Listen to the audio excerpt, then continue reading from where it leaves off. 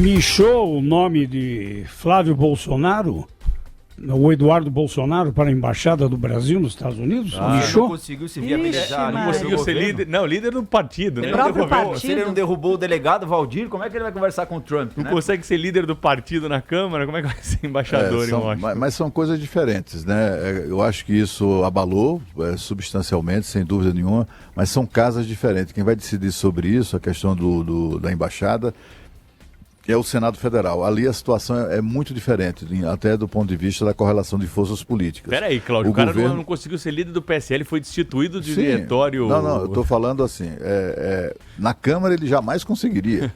Né? Independentemente dessa crise que aconteceu agora, ele jamais na Câmara conseguiria, no plenário, por exemplo... Mas não tem reflexo de uma casa na outra? O prestígio político? Não, eu acho que o reflexo não é... O reflexo é da crise em si, né? Isso. Da crise política criada pelo presidente, etc. O presidente é que sai muito enfraquecido dessa história toda. Nem é muito mais... Não é nem o filhote dele, é mais o presidente. O governo saiu desse episódio muito enfraquecido, muito fragilizado, e o presidente acabou expondo aquilo que todo mundo sabe que acontece, né? Que é o seguinte, ele não está nem aí para nada.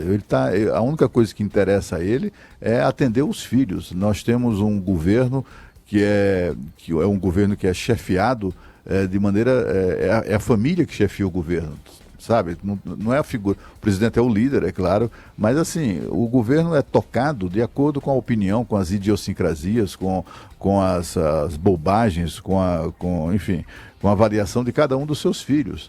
É o senador Flávio influenciando de um lado, é o deputado Eduardo do outro, é o filho Carlos, o filho problemático também fazendo das suas, e o país assistindo a isso tudo perplexo. A sorte é que a economia está reagindo, enfim, está aos trancos e barrancos, mas está reagindo, apesar de todas as dificuldades que as crises políticas criadas pelo presidente acabam impondo. O fato é que o país está se virando sozinho, apesar disso tudo, né? O que a gente viu ontem foi, no final dessa crise, em que o presidente não consegue eleger nem sequer o próprio filho, líder do PSL, né, do seu partido na Câmara dos Deputados. A gente viu ali um erro político do presidente que acabou fortalecendo o Centrão.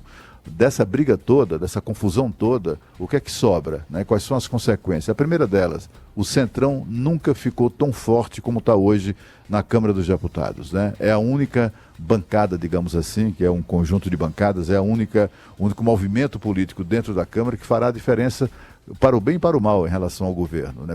O governo vai ter que ajoelhar e rezar para o Centrão, mais do que nunca a partir de agora. Fortalece também a figura do Rodrigo Maia, que é um adversário do presidente, né? Está sempre ali à espreita, ele é perspicaz, é experiente, ele tem o poder de definir pautas e tem o poder, inclusive, de derrubar, de fazer andar temas e de colocar na gaveta, enfim, é o poder que a gente conhece que um presidente da Câmara tem e o Rodrigo Maia o exerce na sua plenitude, né?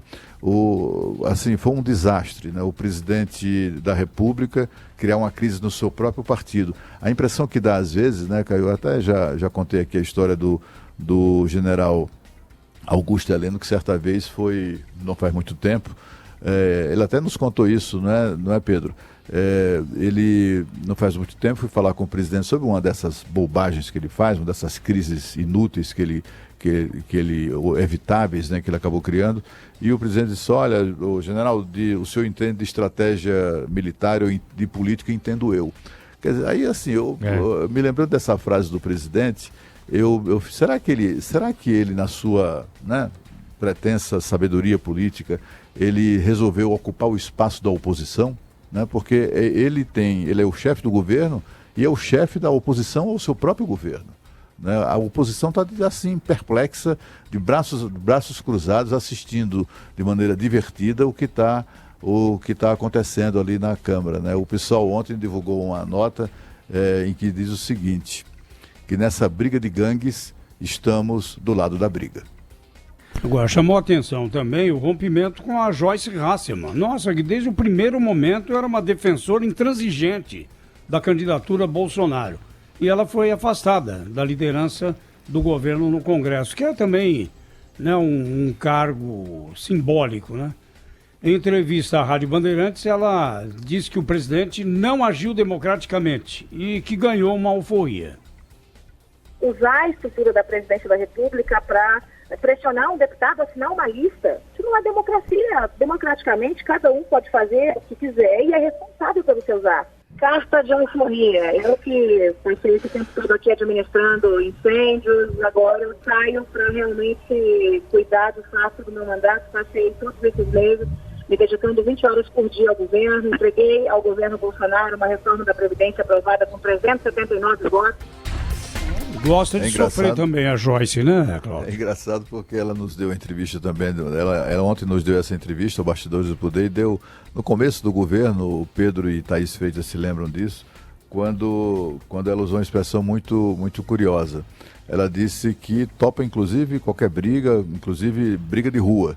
E briga de rua ela dá tapa com a mão aberta, dá tapa na cara com a mão aberta e tal. A gente viu que essa briga no PSL virou meio que briga de rua, né? É só você verificar a linguagem. Mas ela reagiu como uma dama, viu? Ela não entrou na briga de rua, não. Ela fez declarações, usou palavras contundentes, etc., mas se comportou com a elegância possível nessa confusão toda. Agora, que o presidente pode interferir nas assinaturas, sem dúvida alguma. A base aliada tem que estar alinhada com ele. Agora, o presidente precisa se preservar um pouquinho, né? Ele não pode se expor da maneira como o presidente Bolsonaro se expõe. É evidente que a gente disse isso aqui ontem, qualquer presidente, prefeito, governador quer ter o próprio partido e a base que o sustenta no Congresso Nacional, na Câmara, na Assembleia, alinhadas a ele. Agora, existem maneiras de se comportar diante de eventuais dificuldades. O que o presidente Bolsonaro tem feito, essa é a natureza dele, né? Eu não consigo ver como surpreendente, porque se trata da natureza, me parece até particular, pessoal do presidente Jair Bolsonaro, viver permanentemente em conflito, né? Ora, o oponente é externo, então e às vezes de maneira justa, mas muitas vezes injusta. Ele cria, ele transforma pessoas, organizações em oponentes, né? Ora de maneira justa, ora de maneira injusta. E ele vai aos poucos. Vamos nos lembrar, nós estamos no dia, que dia é hoje? 18 ou 19? 18 de outubro do primeiro ano de mandato. E vejam quantas pessoas ele já afastou da convivência dele, da convivência política dele. A gente pode lembrar aqui do Gustavo Bebiano, pode lembrar da Janaína Pascoal, deputada estadual por São Paulo, nome importantíssimo no impeachment da ex-presidente Dilma Rousseff, que se afastou do partido, se afastou, né, desse burburinho permanente do partido, o Alexandre Frota, a Joyce Hasselmann, o núcleo militar, o general Santos Cruz foi embora. Há outros generais que não foram embora, mas que demonstram sinais evidentes de cansaço. Houve aquele momento de crise de relacionamento com o ex-ministro da Justiça, Sérgio Moro, que, né, esteve em vias de, em algum momento, deixar o governo. Houve crises permanentes com Rodrigo Maia. A todo instante, o presidente... Né, a pergunta que eu acho que o país deve se fazer é a seguinte: até onde o país sustenta um presidente que vive permanentemente em conflito, batendo com a porta na cara de quem até ontem estava ao lado dele?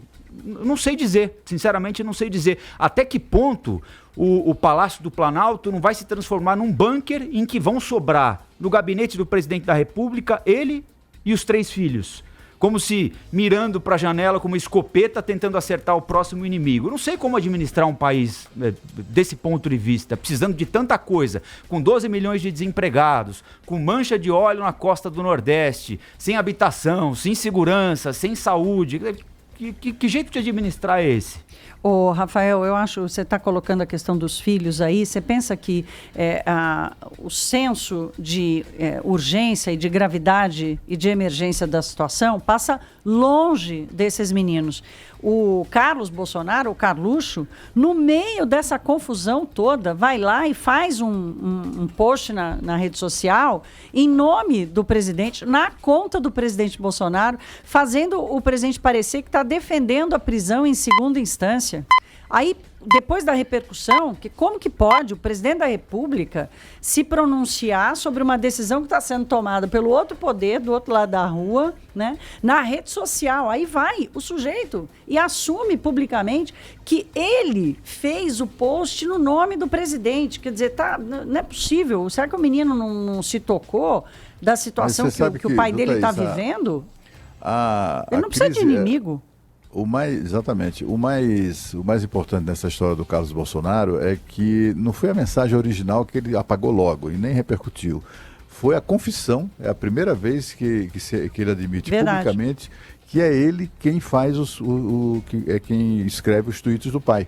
Né? Temos um presidente da República, ainda que o filho mereça a confiança dele, que não pode permitir que outra pessoa escreva por ele, a não ser que seja um profissional.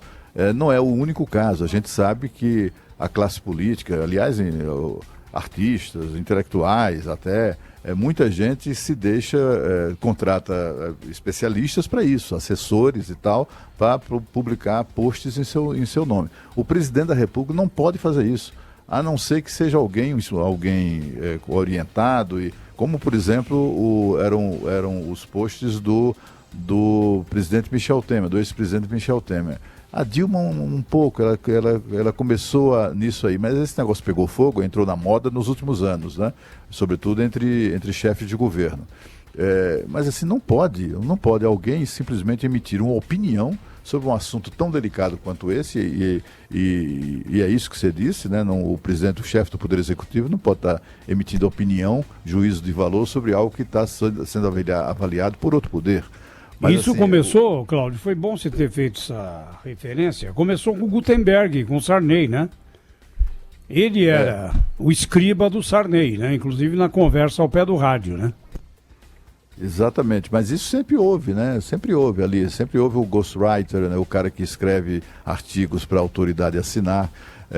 Por exemplo, o ex-vice-presidente, ex-senador, ex-ministro Marco Maciel, ainda que saiba escrever e escreva muito bem, ele tinha o seu ghostwriter que o acompanhou a vida inteira. Era o cara que escrevia tudo que ele lia, tudo que ele publicava. Ele acabou entrando na Academia Brasileira de Letras, para você ver a qualidade do texto do assessor dele, que merecia, até na época ele não gostou, porque eu dei uma nota dizendo que aquela cadeira que ele estava ocupando na Academia Brasileira de Letras, ele tinha que dividir-la, já que ele era magrinho, dividi-la com o ghostwriter dele, que era muito boa qualidade mesmo. Agora, nenhuma surpresa, todo mundo sabia que o Carlos era o homem que cuidava aí da conta do presidente. E outra, que o presidente... É a primeira vez que ele confessa isso. Ele não está lá em Brasília, ele não está em Brasília para isso agora, Cláudio? Ele saiu, né? Ele está afastado. Ele está com um cargo aí no governo federal. Acho que o cargo é justamente para fazer isso aí, para fazer a comunicação social do presidente nas redes sociais. Vai fazer a comunicação social do presidente é se posicionar da forma como ele fez ontem. Então, o ghostwriter, o Zé Paulo, ele nunca admitiu, né? Foi sempre uma figura que literalmente ficou ali por trás das câmeras, né? No caso do Carlos Bolsonaro é o contrário. O Rafael estava lembrando de todos. Né? Por aquele português ininteligível, né? Só não, então, mas o Rafael estava lembrando aqui de todos os nomes que blindavam o presidente da República, que agora viram as costas para ele, inclusive empurrados por ele mesmo. E eu fico me perguntando que papel que está tendo o general Augusto Heleno, que era considerado o fiel de uma balança de equilíbrio ali, de posicionamento do presidente Bolsonaro. Tinha até uma brincadeira do diário, né, do presidente, que o Augusto Heleno o tempo inteiro corrigindo ele e tal. Ele praticamente não aparece mais, quer dizer, ele não surge mais como essa figura que vai apagando os incêndios do presidente Bolsonaro. Né, o Bolsonaro, os únicos aliados são os brutamontes, esses que ficam invadindo escola no Rio de Janeiro, agredindo jornalista no Congresso Nacional, e os filhos dele. Agora, o auge desses desentendimentos é a palavra do delegado Valdir, que era o líder do PSL na Câmara dos Deputados e que o presidente tentou trocar, sem sucesso. A maioria do partido ficou ao lado do delegado e isso está sendo chamado de guerra de listas. Mais um áudio que era para ser particular foi vazado o delegado xinga o presidente da República. Veja que nível nós chegamos. Vamos ouvir. Luiz, eu vou impedir o presidente. Aí eu mostro a gravação dele. Eu tenho a gravação. Não tem conversa.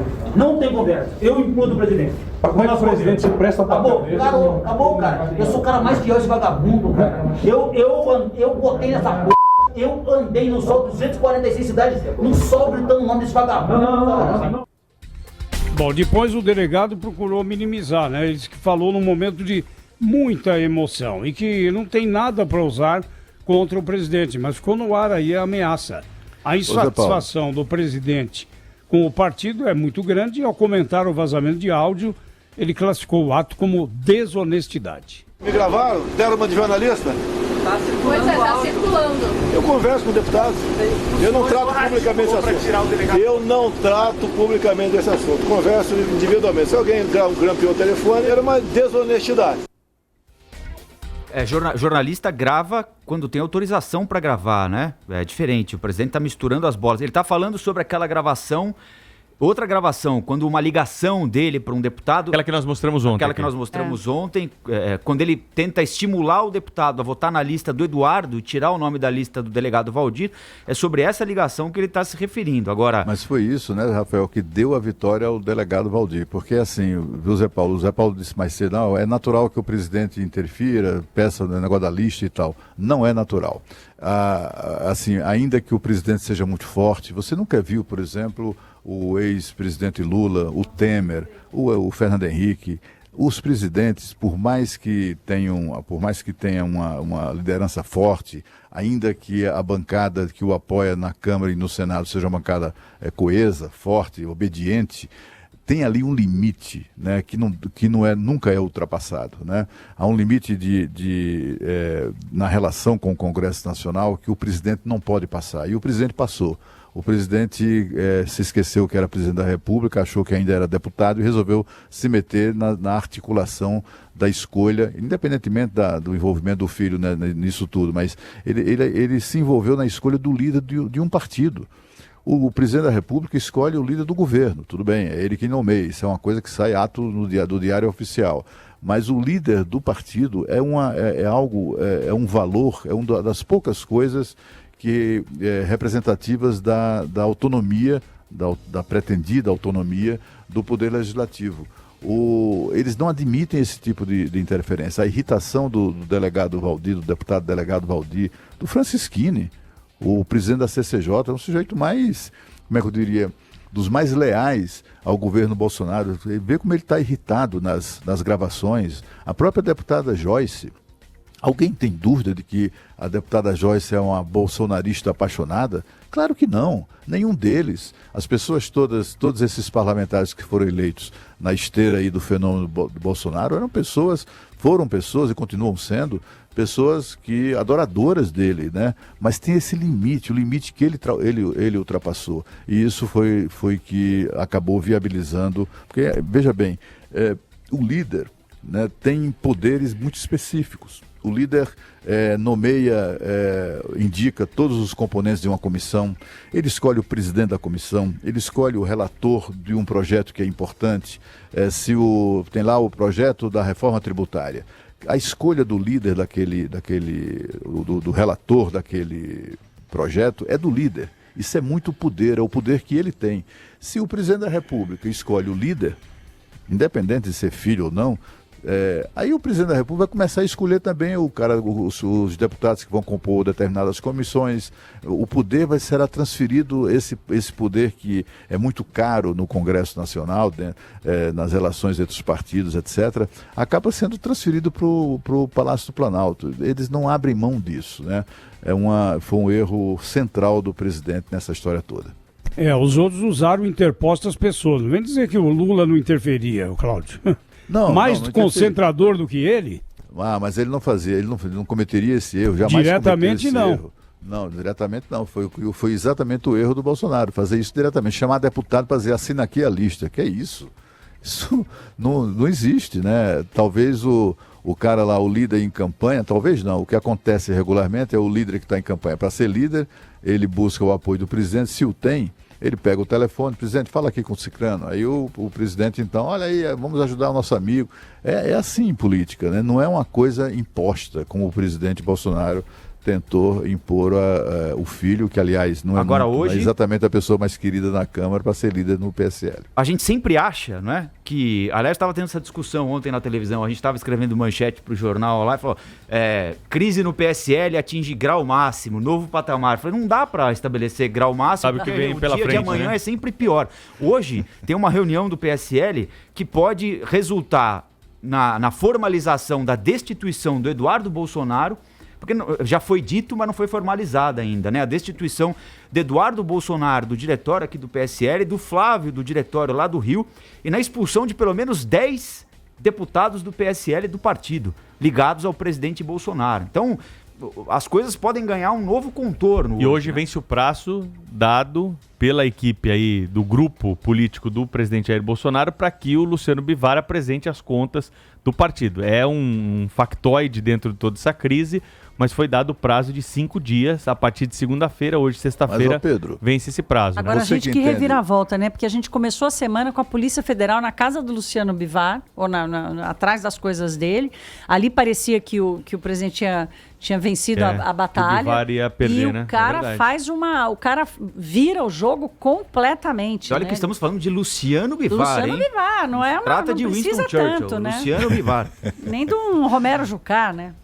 Exatamente, mas é impressionante mesmo, né? Como em uma semana o quadro, menos de uma semana, né? Em 4 dias o quadro foi completamente revertido em desfavor do presidente da República. Agora essa história de desfavor do Brasil, contas, né, Cláudio? Essa que é a verdade, sabe? Não interessa para o brasileiro comum, sabe, esse tipo de briga aí dentro do partido. Essa questão das contas é uma falácia, né? Porque, afinal de contas, os partidos, por lei, são obrigados a tornar essas contas públicas. Essas contas são públicas. Elas são... Eu tenho a impressão, se for no site do PSL, é capaz de estar lá. Então, mas é do fundo partidário que eles estão reclamando, né, Cláudio? Lembra que a Karina Cufa falou pra gente no Bastidores essa semana, né? A conta do fundão eleitoral, essa foi prestada e foi até aprovada. Agora, eles querem saber o que o partido faz com o dinheiro do fundo partidário. Isso, segundo ela... O fundo partidário, Pedro, também é objeto de prestação de contas. Então, mas segundo ela, não foi apresentado, né? Por isso que eles estão cobrando. Mas isso aí é para embasar a tese de justa lá na causa. Justiça eleitoral, isso é público, né? Bom, mas enfim... O fato estratégia de defesa. Estratégia de defesa e de ataque.